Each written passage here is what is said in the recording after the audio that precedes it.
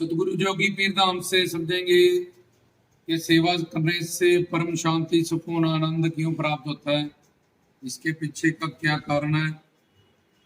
तो शरीर आत्मा के कारण जिंदा है। जब आत्मा शरीर से अलग हो जाती है तो एंड में वो डेड बॉडी हमारे सामने आ जाती है, तो उसको कोई संसार में रखता नहीं है।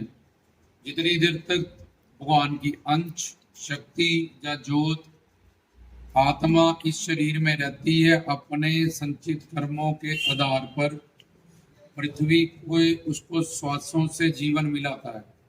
इतने श्वास उसे मानव छोले में नर नारी के शरीर में संचित कर्मों के आधार पर दिए जा रहे हैं। तब तक वो जोत उसके शरीर में रहती है, अपने संस्कारों के भोग को अच्छे बुरे को भोगती है। और फिर टाइम आने पे वो जोत अलग हो जाती है, तो डेड बॉडी मृतक जो शरीर की असल औकात है या पर्सनालिटी है, वो डेड बॉडी की तरह हमारे सामने पड़ा रहता है। क्योंकि माँ के पेट में भी पिता के वीर्य और माता के रज खून से मांस का लोथड़ा तैयार होता है। आत्मा बाहर से प्रवेश करती है जब धड़कन आती है, और फिर एक दिन अपना संचित कर्मों के आधार पर अपने श्वासों की पूंजी को पूरे करके शरीर से निकल जाती है। आत्मा जैसे हम कपड़े बदलते हैं, ऐसे शरीरों को बदलती रहती है।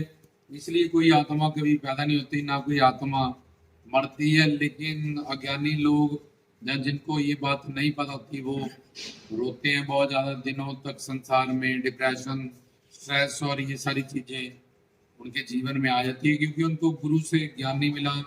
और जन्म मरण क्या है, आत्मा परमात्मा क्या है, ये सब समझ में नहीं आया।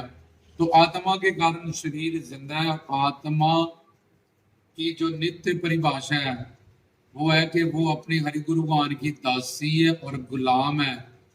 इसलिए जब तक वो अपने हरि गुरु भगवान की दास का फर्ज होता है, दासी का फर्ज होता है कि वो अपने मालिक की सेवा करे। उसके नेचर में, जैसे आग में का नेचर है जलाना और प्रकाश करना। आग को जब जलाना और प्रकाश करना कह दो तो भी वो आग बन जाएगी। जब आग जलाओगे तो जलाने की शक्ति उसी में है, प्रकाश करने की शक्ति उसी में है। ऐसे ही जल शीतल होता है। तो ऐसे ही आत्मा में जैसे आग में जलाना और प्रकाश करने की शक्ति है, ऐसी आत्मा का जो नेचर है वो है नित्य दासी दासता। इसलिए वो हरि गुरु भगवान का, अपने मालिक का, गुरु का सेवा जाती है। और हमें भगवान मिलेगा नहीं, अगम अगोचर अलौकिक है। और अवतार भी योग माया की शक्ति से अपने अवतार लीला को करते हैं, अवतरित होते हैं, और फिर अपने लोग को वापिस प्रस्थान कर देते हैं। तो हमें संत मिलते हैं, गुरु मिलते हैं, भगवान भी और अवतार भी गुरु के रूप में मिलते हैं।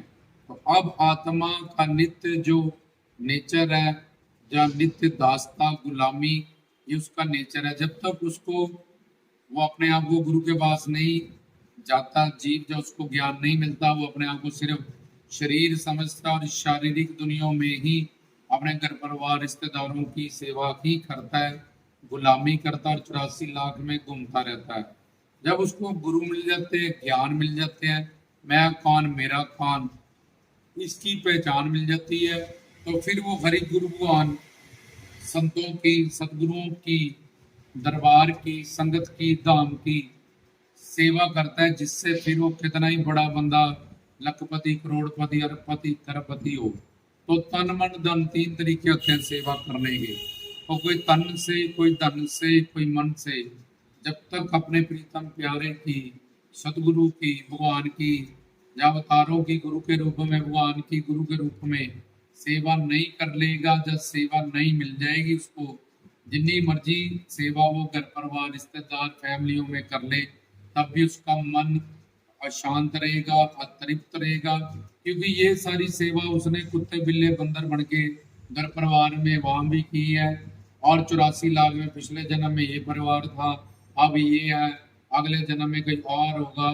तो इस तरह की उनकी सेवा तो अनंत काल से, अनंत जन्मों से जीव कर ही रहा है। पर जिस जन्म में वो हरि गुरु भगवान की सेवा करेगा, उसको उसकी मंजिल मिल जाएगी, उसको सुख शांति प्रेम आनंद तृप्ति, क्योंकि उसका जो नेचर है आत्मा का, जब हम घर परिवार संसार रिश्तेदारों की सेवा करती है तो आत्मा कहती है ये शारीरिक सेवा है भाई, इससे अपने को आनंद नहीं है, तो तूने 84 लाख में भड़क भड़क के किए ही है। हरि गुरु भगवान की, संतों की, गुरुजनों की, ब्रह्म ज्ञानियों की, उनकी सेवा कर। तो जब उनकी सेवा ज्ञान सुन के हम करते हैं तन मन धन से, जब गुरु के धाम की, गुरु से जुड़ी गुरु प्यारी साथ संगत की, तो तब ही कोई तन मन धन से उसको तृप्ति मिलती है, सुख मिलता है, शांति मिलती है, सुकून मिलता है। और सेवा करने से हमारी प्रारब्ध बनती है, हमारा पात्रता बनती है, और हमें गुरु के या संतों के शब्द स्पर्श रूप रस सुगंध को पाने के लिए उनका प्रेम और उनकी करीबी मिलती है। तो दो चीजें सबके अंदर है, प्रेम और सेवा। अब वो संसार में कर रहा है, प्रेम भी संसारियों से कर रहा है, तो जिससे प्रेम करेगा, अगर राजस बंधों से करेगा 84 लाख में घूमेगा, तामस बंधों व्यक्ति वस्तुओं से करेगा नरक जाएगा, सात्विक देवताओं जो काल माया के अधीन है सिर्फ स्वर्ग तक, स्वर्ग जाएगा, फिर 84 लाख में घूमेगा। पर अगर हरि गुरुवान से प्रेम करेगा और सेवा करेगा जिस जन्म में, वो जीवन उसका सफल हो जाएगा। और सुख शांति प्रेम आनंद ये भगवान के नाम है, गुरु के नाम है।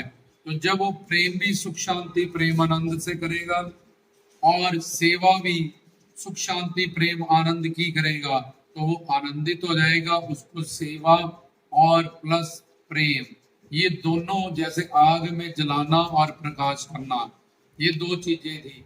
ऐसे ही आत्मा प्रेम और सेवा, और ये जब उसने खुद को शरीर जाना हुआ है और संसार में चाहे बच्चे कर रहे हैं, कोठी कर रहे हैं, कार्य कर रहे हैं, कुछ भी कर रहे हैं, बड़ी से बड़ी पदवी तक चले गया है, लेकिन हर कोई अशांत है, नानक दुखिया, सब संसार है। तो घर परिवार संसार रिश्तेदार ये तो सिर्फ व्यवहार करने के लिए और संसार भगवान ने रोटी कपड़ा मकान के लिए उपयोग करने के लिए बनाया है। तो जो इन बातों को समझ लेते हैं और हरि गुरुवान से ही प्रेम और प्लस सेवा करते हैं, संसार में सिर्फ अपनी ड्यूटी करते हैं, चाहे वो गृहस्थ जीवन में है और संसार में इस शरीर को जिंदा रखने के लिए रोटी कपड़ा मकान का उपयोग करते हैं, सही सही, और सेवा सिमरन भक्ति इसका उपभोग करते हैं, और गुरु के संतों के शब्द स्पर्श रूप रस सुगंध इसका रस पाते हैं, और संसार में व्यवहार करते हैं और इधर प्यार करते हैं, उनका जीवन सफल हो जाता है, उनको उनका लक्ष्य मिल जाता है। अब उनको किसी संसारी की, काल माया की, काम क्रोध लोभ अहंकार की, अपने मन की सेवा, उसकी दास्ता और उसकी गुलामी करने की जरूरत नहीं पड़ेगी, क्योंकि उसने सही जगह प्रेम किया, सही जगह सेवा की, घर परिवार में सिर्फ अपनी ड्यूटी की, अपना फर्ज निभाए गृहस्थ जीवन के, और अपने मन बुद्धि का जो जुड़ाव है संसार से विराग और यहाँ पे अनुराग रखा, जिससे चाहे वो गृहस्थी है, चाहे सन्यासी है, चाहे ब्रह्मचारी है, चाहे वनप्रस्थ है, तो उसका जीवन भी सफल हो जाएगा और उसको उसके प्रेम और सेवा के जो लक्ष्य है वो प्राप्त हो जाएंगे। जब तक हम सेवा नहीं कर लेंगे, जब सेवा नहीं मिल जाएगी, जब हरि गुरु भगवान से ही प्रेम नहीं करेंगे, तो तब तक कहीं भी रावण के 100 पुत्र है, धृतराष्ट्र के 100 पुत्र है, शांति नहीं है। इंद्र के पास इतनी अप्सरा है, मेनका, उर्वशी, रंभा, शांति नहीं है। कुबेर जो जितनी मर्जी सोने की शर्फियां दे सकता है, शांति नहीं है। चित्रकूट की 1 करोड़ स्त्रियां शादी हुई, शांति नहीं थी उनके पास।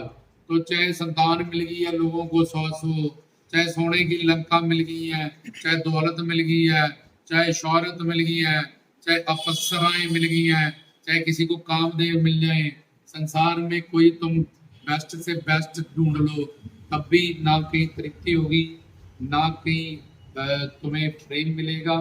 तो ये दोनों चीजें हरि गुरु भगवान की दुनिया में ही मिलेंगी। तो वो जो सही जगह पे सेवा करता है और प्रेम करता है, उसको ही संसार में यही लोक और परलोक सुख शांति प्रेम आनंद मिलता है।